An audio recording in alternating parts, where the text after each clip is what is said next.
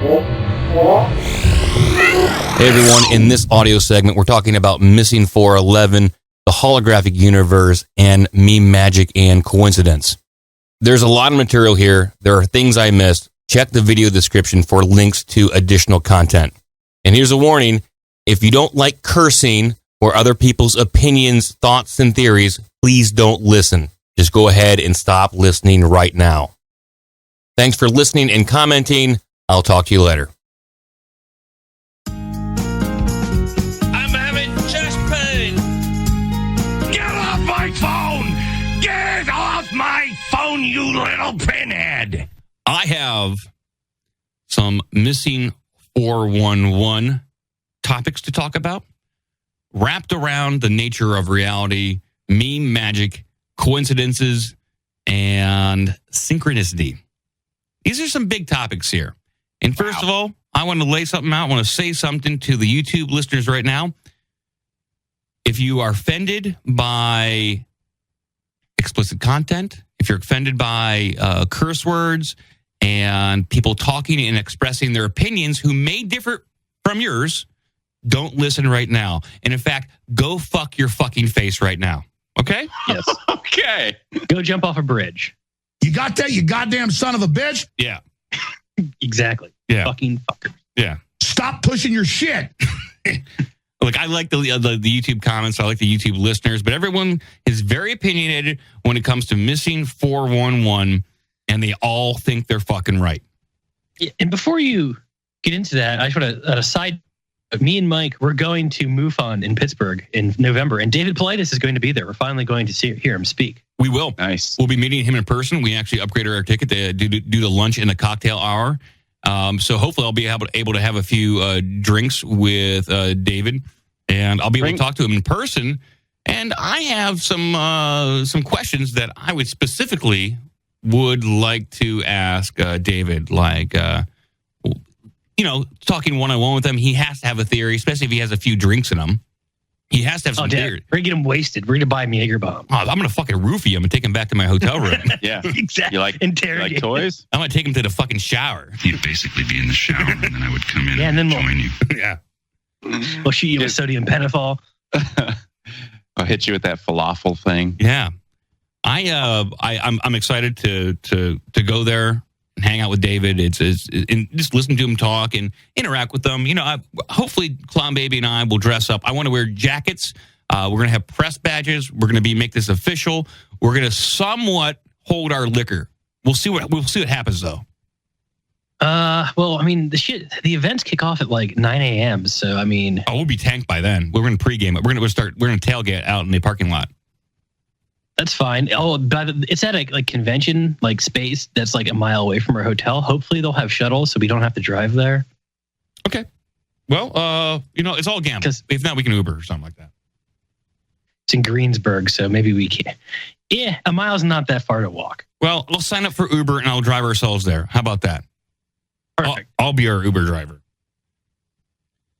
All right. So this segment is about Missing 411, the nature of reality, and synchronicity and coincidence. Now, I was sent an email by a listener, and it was linked to a Reddit post with a very interesting theory about Missing 411. Now, I'm going to expand on this person's theory as I read it down, and I made a little page for myself so I don't forget anything. I have some bullet points.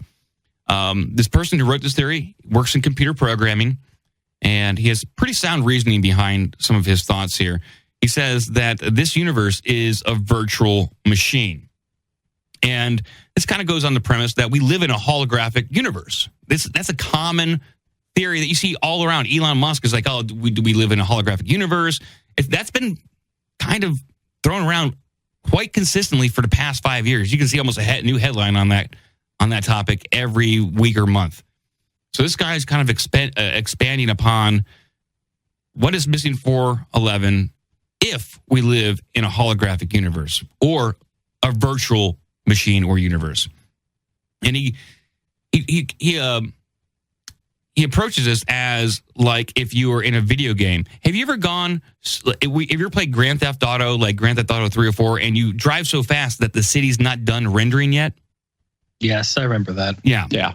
So it happens because the computer hasn't caught up to render, so it has to basically make a decision what to render and what not to render. So this guy goes on the premise. Think about that rendering massive blocks of atoms, meaning like massive blocks of granite, massive areas of water.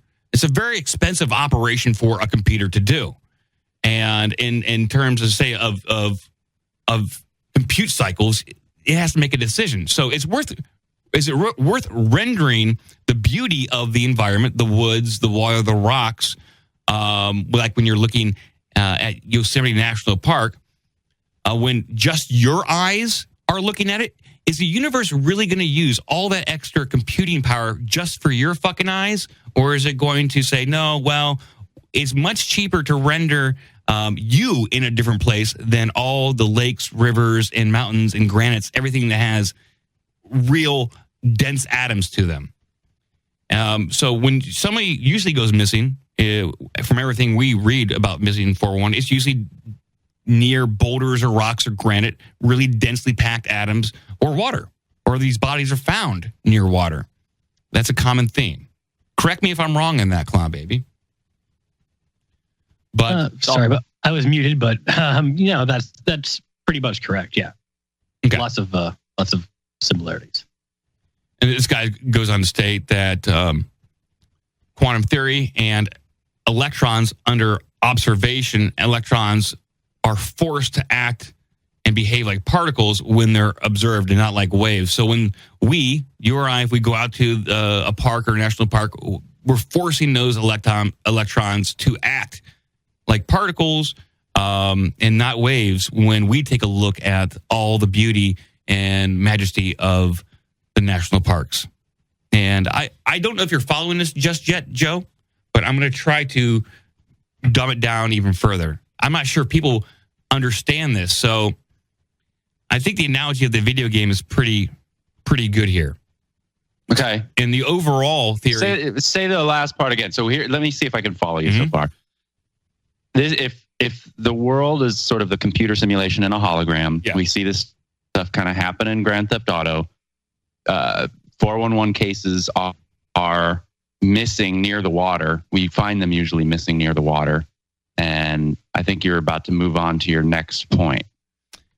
So the universe might make a decision that it's easier to remove the viewer than it is to render those objects.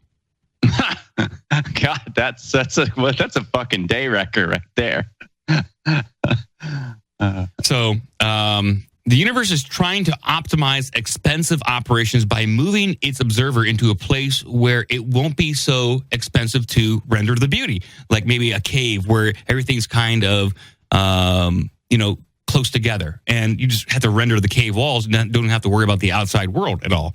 So essentially, the universe is booting these hikers from the server, possibly, or moving them to another part of the server that isn't as expensive to render. So the thing is this happens in like national parks and state parks or people in the wilderness or in the cities. We've read about the people, lining up in rivers like in Pittsburgh, in Columbus. But why wouldn't this happen to test pilots and fighter jets and stuff? If it was going really fast and there's a lot of energy, or like the space shuttle and those, they blew up a couple times, but it's neither here nor there. But more big ticket items like airplane.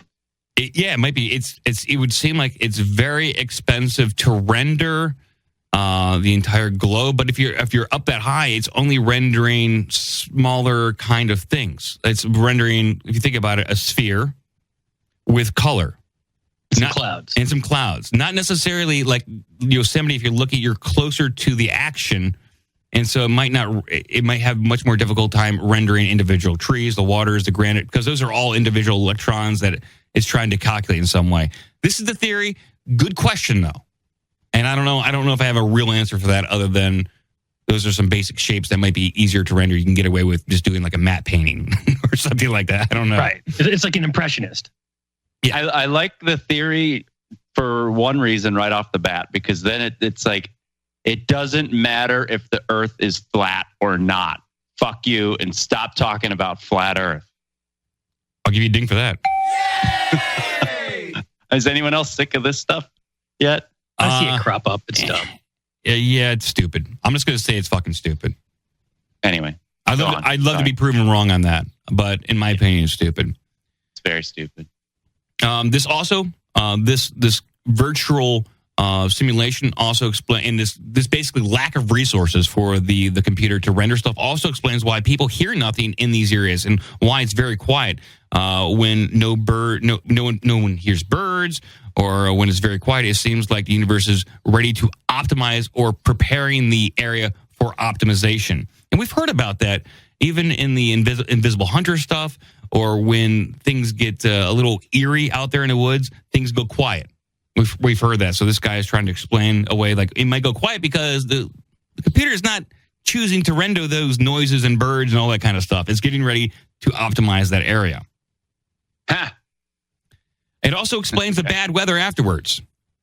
Think about it. A virtual machine spent a lot of resources rendering landscapes, so it's only to be observed. If it's been optimized, now the search starts, more rendering will be required. People will start looking at in those places, and resources are wasted already. So throw in some bad weather, maybe even cover up the landscape with some clouds, so it's not, you don't have to render everything. You just have to render some clouds and some rain.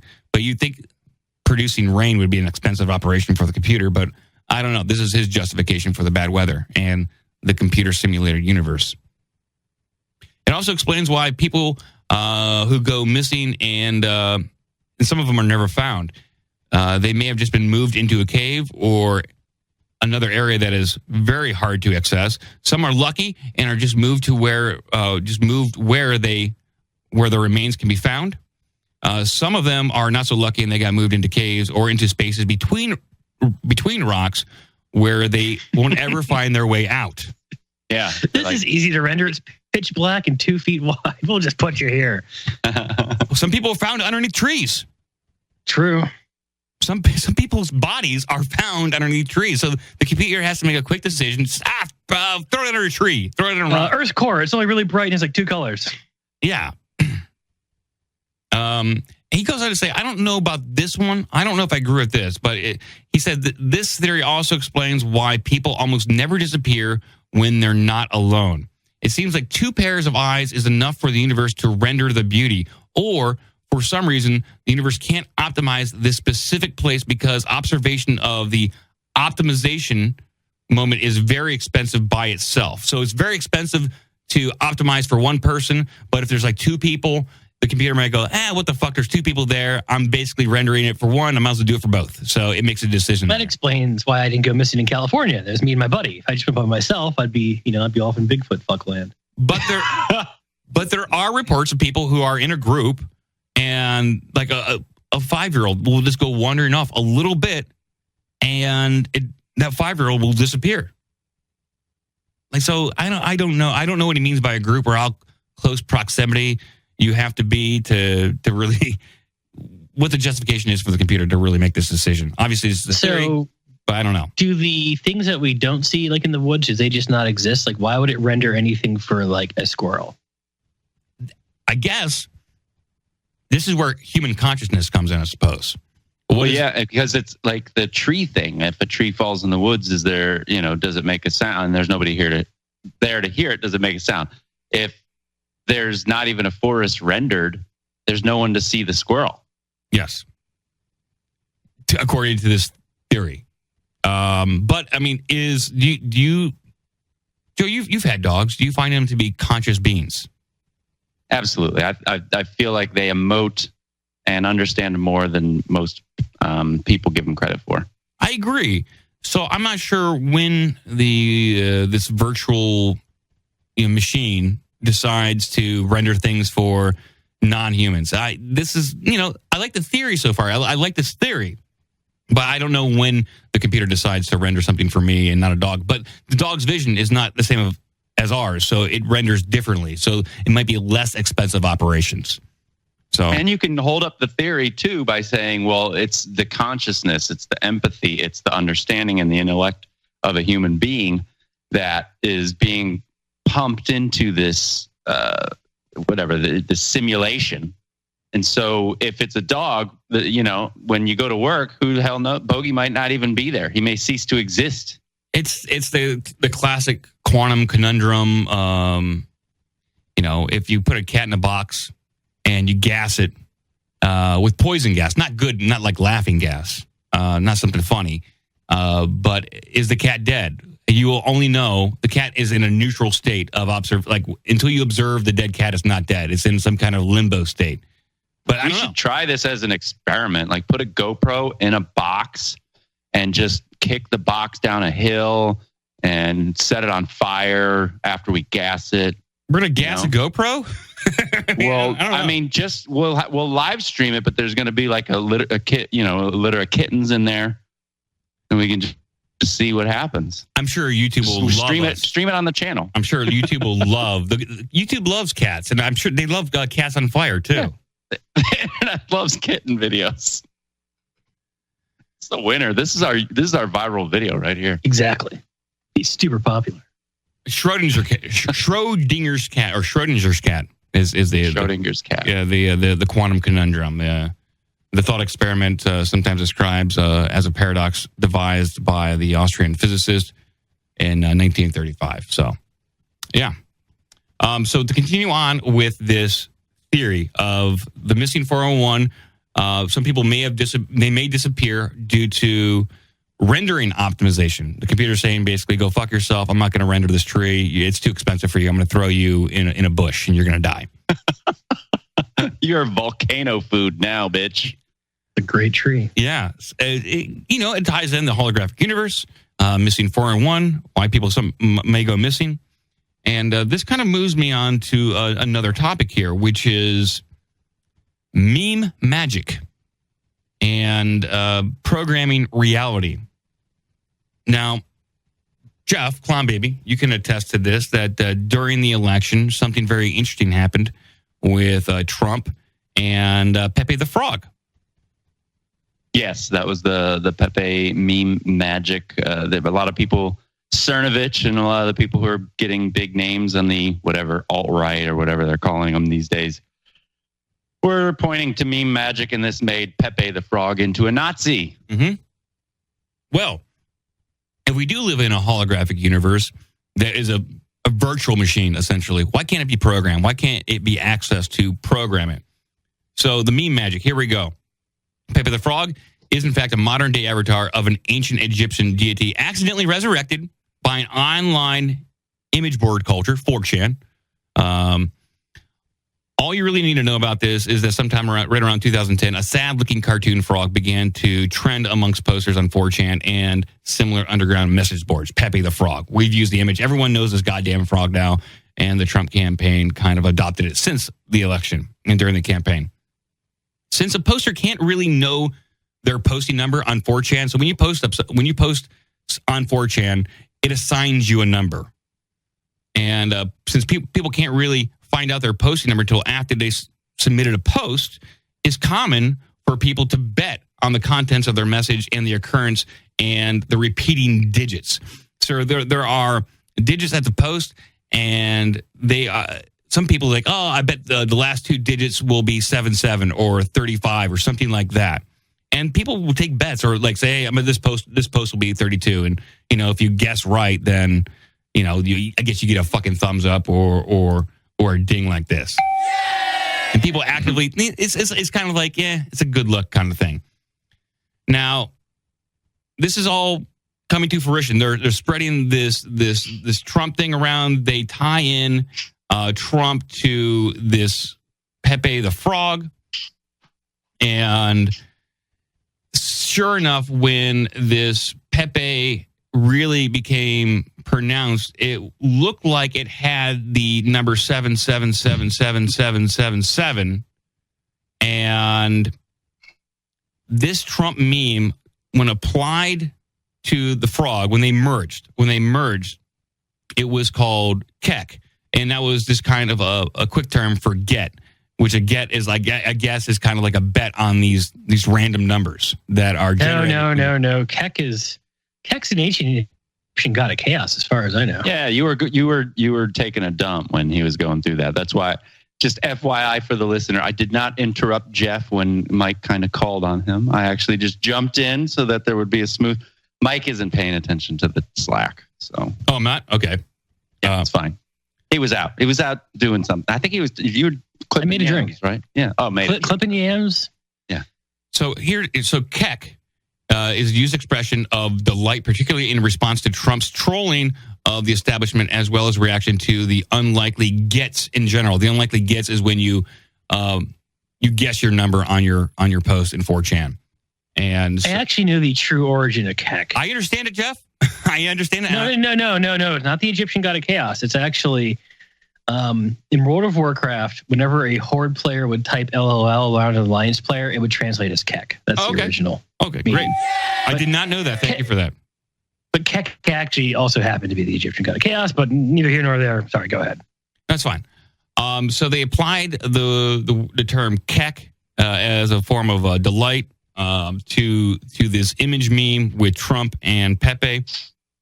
And sure enough, this meme was born. But Kek, or it's also spelled as C-U-K or K-E-K, is the definitification of a primordial concept of darkness in ancient Egyptian religion.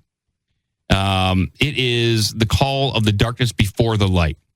And that's why people were referring to the Trump, the bringer of the light.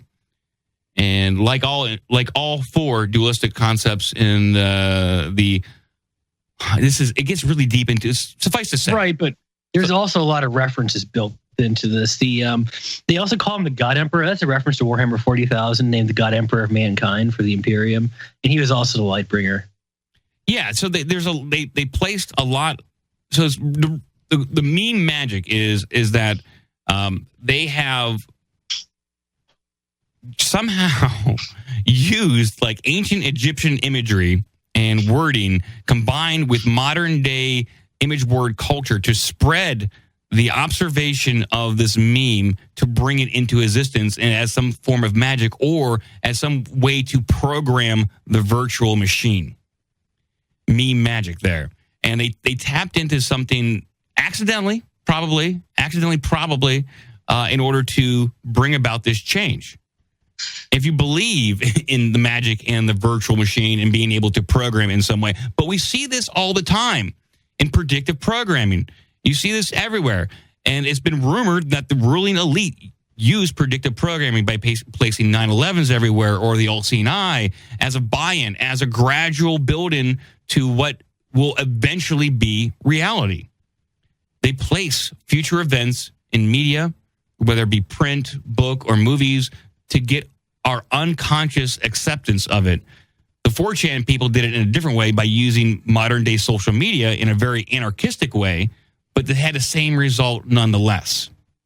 And they channeled ancient gods, much the same way that the ruling elite used the all-seeing eye and used this weird imagery that comes from ancient cultures and religion, but they used it the exact same way, but the 4chan people just did it as a joke and they accidentally got it right. Are you with me so far, Clown Baby? Yeah, I mean, we called Trump the chaos candidate. Mm-hmm. We voted for him because I believe he said we were going to vote for him because of that. I don't know. This must have been maybe in the primaries a year ago or so. So, I mean, I guess we got what we wished for. So you can think of these memes, and like when you make a really good meme, and it happens to wrap around reality. And what they did with Trump is that they wrapped Trump's reality in this God Emperor, this bringer of delight, the Kek, the frog, all that kind of stuff. They wrapped him. So in actual programming terms, this is extending the class. So if we believe that we're in a virtual machine, in Python programming, you can actually directly access the programming itself through magic methods that allows you to overwrite the core functionality of what's going on. So you can think of Trump as a computer program. They wrapped Trump in that meme and altered the core functionality of how people perceive them and how the virtual machine perceived them as well too. You can do this a bunch of different ways in programming. Somehow, this Meme Magik directly accesses the core functionality and programming of the virtual machine we live in. This could also really kind of explain synchronicity and coincidences. We see coincidences all the time. And it's like, we just saw that. I bring this up on the show all the time. It's like, this happens too much. Like, we see names being used over and over again, and events that seem so spread apart by time have the same name, like Kennedy's assassin with Lee Harvey Oswald, but meanwhile Lincoln's assassin Lincoln had a secretary called Kennedy. All these weird rhymings of names in history throughout the ages. It almost seems like the computer has run out of memory and just reuses a bunch of shit because it doesn't want to spend the processing power. So it creates these coincidences or synchronicities, lending to the theory that we live in a virtual machine, one with not enough processing power to deal with the observation of the natural environment that can be directly accessed through Meme Magik, and has to create coincidences and reusing the same old bullshit over and over again because it just doesn't have the RAM, it doesn't have the hard drive space to come up with new shit. I'm not buying it. So you're saying Keck and these memes were forced so much within this machine and this global consciousness that it was forced to create something to satisfy these thoughts or something like that. The Meme Magik. If you're look, this is a theory here, and I don't know how I buy into it. I don't know if I buy into it yet. This is just a thought process I have that the memes wrap real people. If it's about somebody, you can wrap something around somebody, and that directly alters the programming and how the virtual machine interacts with that person and how other people perceive it. It is magic in that way, much the same way that predictive programming uses, or numerology is used, astrology is used to predict certain things. Is that this Meme Magik, specifically the one that applies to Trump here, the Keck one, it made an unlikely scenario likely because it directly accessed the programming of the virtual machine to make it happen.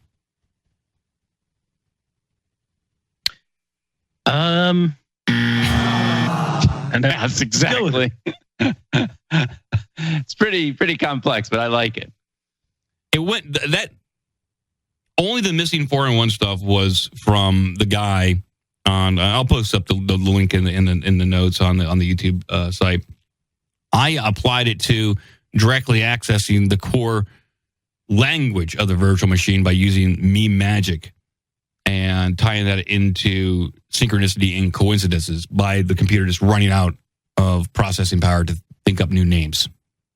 What is, if we live in a holograph, is it, so Joe, is it hard for you to accept that we live in a holographic universe, that we can access the programming of that universe?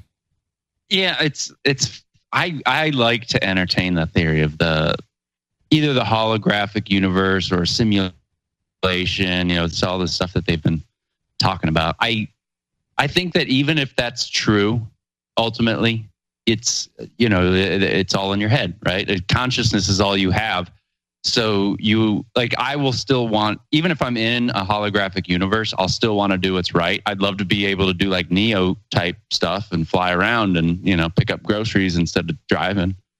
It'd be cool. But I don't know. It's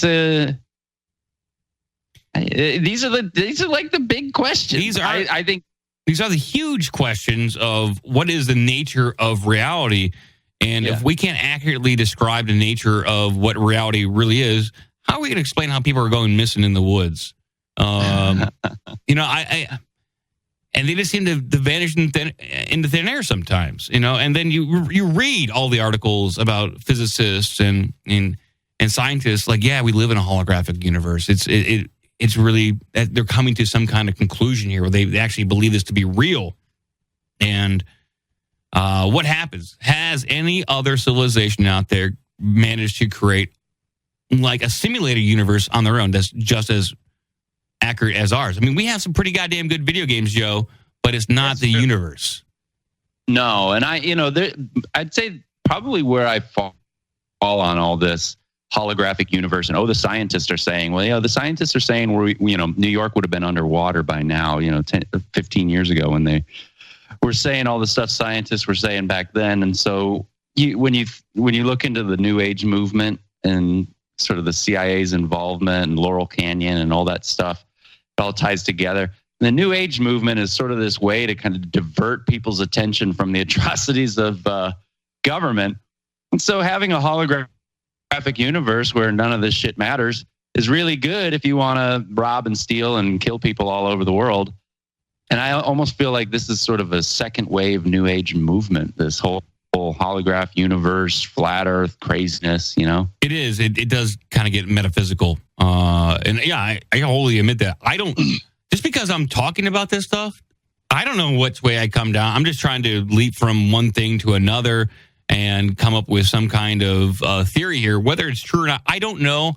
I'm just writing notes, and it might be a dead end. And I know it sounds completely lunacy. It's complete lunacy that I'm talking about, using Meme Magik to directly access the core programming of the virtual machine we live in.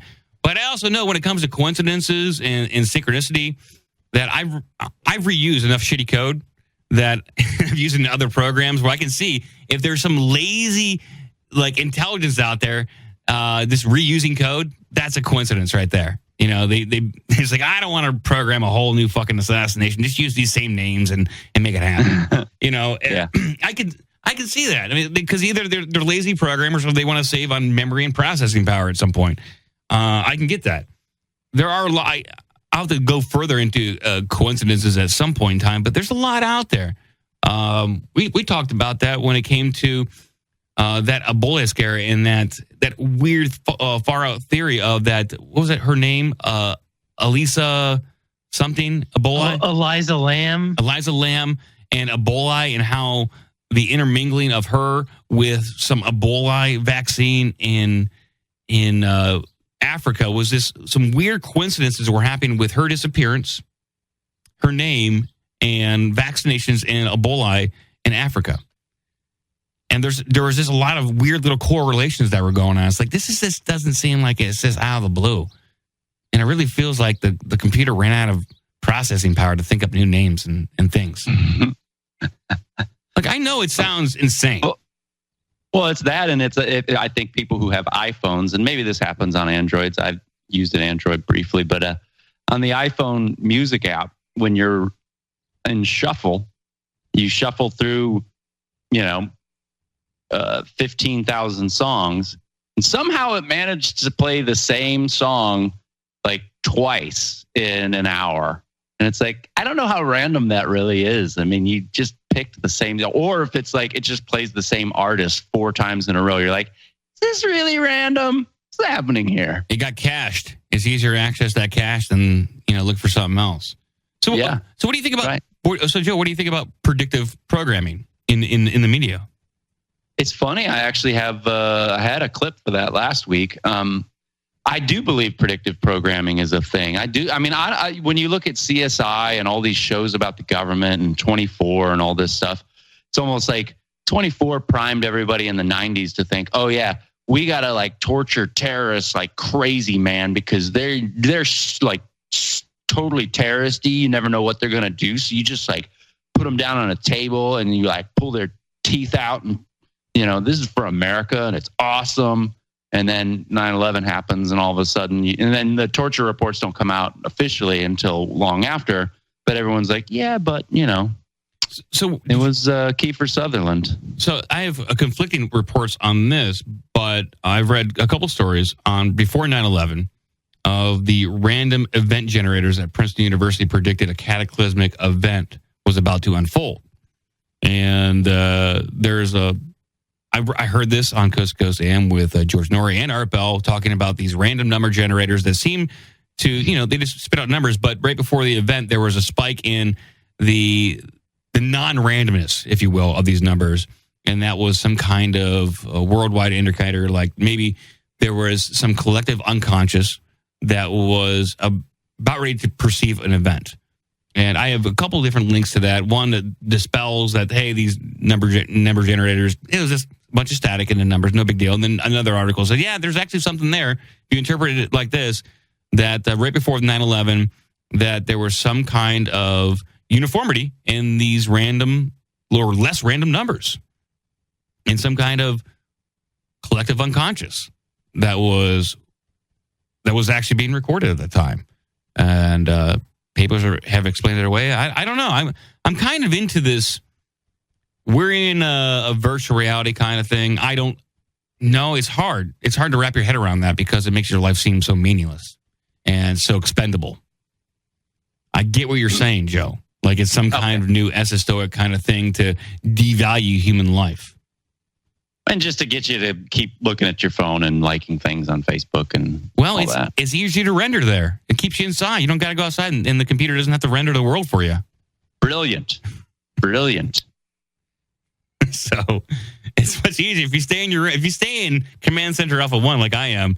The computer doesn't have to render too much. It's just has to render your voice. It's fine. Yeah, it's fine. If I can stay in this room for eternity, you can keep rendering. Computer, render me some vodka right now. Oh, computer.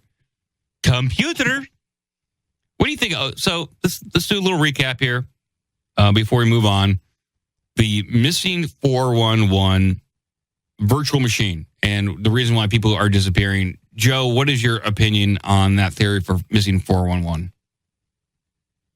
I think it's a fun theory. I really do. Of course, I don't believe it because I'm He says it sucks. Yeah.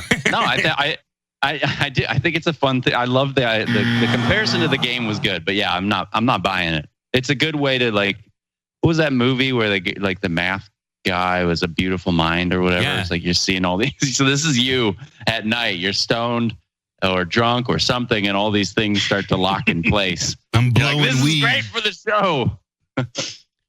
Clown baby, we know you're not sober. No, I'm drinking wine right now. Come on, baby. What is your opinion on the missing 411 holographic virtual machine theory? Well, I think it's plausible to a small extent. It makes sense, but I don't think that's what's going on. And we need to bring it up to David Politis when we meet him in person. I'm going to talk to him about Meme Magik as well, too. I don't think he's probably not going to like that. Yeah, I'm going to go up to him and slap him on the back and say, hey, what's up, Pepe? You know what I'm talking about? Hey, Pepe, you got some of that Pepe? Yeah, you want to go down to the shower? Yeah. You mind if I massage your boob? I would start to massage your boob. Bring some audio device or something that you can get if you could get a brief interview, get an interview, get a serious interview. I will definitely I'll try. Secretly record him. I will. I'll bring my audio devices. I will take it serious for the first 5 minutes, and then I'm going to ask them insane questions about having sex with Bigfoot. Yeah, we're going to pull a James O'Keefe, and it's going to be ridiculous. Look, this is what I got. This is the segment I brought to the show. It's a bit stranger. It's not hardcore news. This is hypotheses. We're just kind of talking about the nature of the universe, Meme Magik, coincidences, and missing 411. And that's all I got, guys. We're going to move on. How about that?